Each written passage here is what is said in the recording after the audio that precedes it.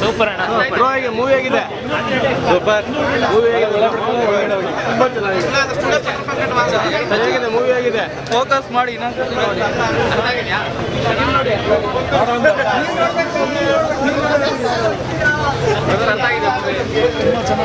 ಅರ್ಥ ಆಗಿದೆ story. Bro ಹೇಗಿದೆ ಮೂವಿ? ಸೈಕ್ ಇನ್ನೊಂದ್ಸಲ ನೋಡೋಕೆ ಅರ್ಥ ಆಗಿಲ್ಲ. ಸೀರಿಯಸ್ಲಿ ಅರ್ಥ ಆಗ್ಲಿಲ್ವಾ? ಚೂರು ನೋಡ್ಬೇಕು ಇನ್ನೊಂದು. ಸ್ಟೋರಿ ಹೇಳಿದ್ರೆ ಯಾರು ಹೇಳಕ್ಕಾಗಲ್ಲ. ಅವರು ಉಪೇಂದ್ರ ಅವ್ರು ಬಂದು ಸ್ಟೋರಿ ಹೇಳಕ್ಕಾಗಲ್ಲ.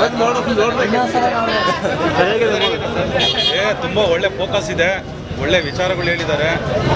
ನಾವು ಮೊದಲು ಚೇಂಜ್ ಆದರೆ ಖಂಡಿತ ಎಲ್ಲ ನೀಟಾಗಿ ಬದಲಾವಣೆ ಆಗುತ್ತೆ ಅಂತ. ಇಲ್ಲ ಅಂದರೆ ನಮ್ಮ ಅಂಡ ಮೇಲೆ ಜಾತಿ ಧರ್ಮ ಅನ್ನೋದನ್ನು ಹಾಕ್ಬಿಟ್ಟು ನಮ್ಮನ್ನು ಹೀಗೆ ಮೂರ್ಖರಾಗಿ ಗುಲಾಮರಾಗಿ ಇಡೋದಕ್ಕೆ ಪ್ರಯತ್ನ ಮಾಡ್ತಾರೆ ಅನ್ನೋದನ್ನು ಅದ್ಭುತವಾಗಿ ಇದನ್ನು ಸ್ಕ್ರೀನ್ ಮೇಲೆ ತೋರಿಸಿದ್ದಾರೆ. ಸೊ ತುಂಬ ಅದ್ಭುತವಾಗಿದೆ. ಸೊ ಎಲ್ಲರೂ ನೋಡಬೇಕು, ಎಲ್ಲರೂ ಬಂದು ಥಿಯೇಟ್ರಿಗೆ ನೋಡಿ ನಮ್ಮ ಈಗಿನ ಪರಿಸ್ಥಿತಿ ಏನಿದೆ ಅಂತ ಹೇಳ್ಬಿಟ್ಟು ತುಂಬ ವಿಧವಾಗಿ ಕ್ಲೀನಾಗಿ ಎಕ್ಸ್ಪ್ಲೈನ್ ಮಾಡಿದ್ದಾರೆ.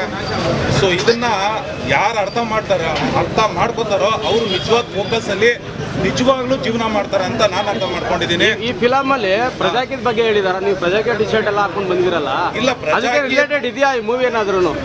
ಒಂದು ಸ್ವಲ್ಪ ಇದೆ ಅನಿಸುತ್ತೆ, ಬಟ್ ನನಗನ್ಸುತ್ತೆ. ಆದರೆ ಇನ್ನೊಂದೇನಪ್ಪ ಅಂತಂದರೆ ಎಲ್ಲರೂ ಏನು ಫೋಕಸ್ ಮಾಡಬೇಕು ನಿಜವಾಗ್ಲೂ ರಿಯಲ್ ಆಗಿ ಅನ್ನೋದನ್ನು ಇಲ್ಲಿ ತೋರಿಸಿದ್ದಾರೆ ಅಂತ ನನ್ನ ಅನಿಸಿಕೆ. ಸೊ ನಾವೆಲ್ಲರೂ ಫೋಕಸ್ ಮಾಡೋಣ. ಒಂದು ಏನಪ್ಪ ಅಂದರೆ ಎಲೆಕ್ಷನ್ ಟೈಮಲ್ಲಿ ನಮಗೆಲ್ಲ ಹೆಂಗೆ ಮೂರ್ಖನಾಗಿ ನಮ್ಮನ್ನೆಲ್ಲ ಉರ್ದಿಮಿಸಿ ಮಾತಾಡಿ, ಬಟ್ ನನಗಂತೂ ಫೋಕಸ್ ಸಿಕ್ಕಿದೆ.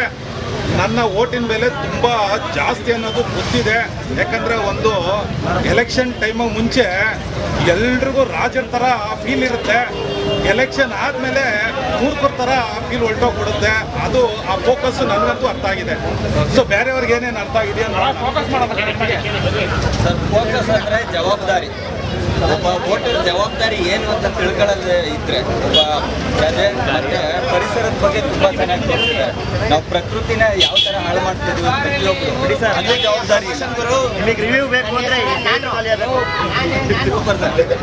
ಅರ್ಥ ಇದೆಯಾ ಸಿನಿಮಾ? ಅರ್ಥ ಆಗ್ತಾ ಇದೆ ನೋಡಿ. ಫೋಕಸ್ ಸಿಗುತ್ತೆ ನೋಡ್ರಿ, ಫೋಕಸ್ ಸಿಗುತ್ತೆ ನೋಡಿ. ಎಂಟರ್ಟೈನ್ಮೆಂಟ್ ಅಲ್ಲಿ ರೆಸ್ಪಾನ್ಸಿಬಿಲಿಟಿ ಮರ್ತಿದ್ದೀರಾ ಅಂತ ತೋರಿಸಿದ್ದಾರೆ. ಪ್ರಜಾಕೀಯದ ವಿಚಾರನ ಸಿನಿಮಾದಲ್ಲಿ ಮತ್ತೊಮ್ಮೆ ಹೇಳಿದ್ದಾರೆ.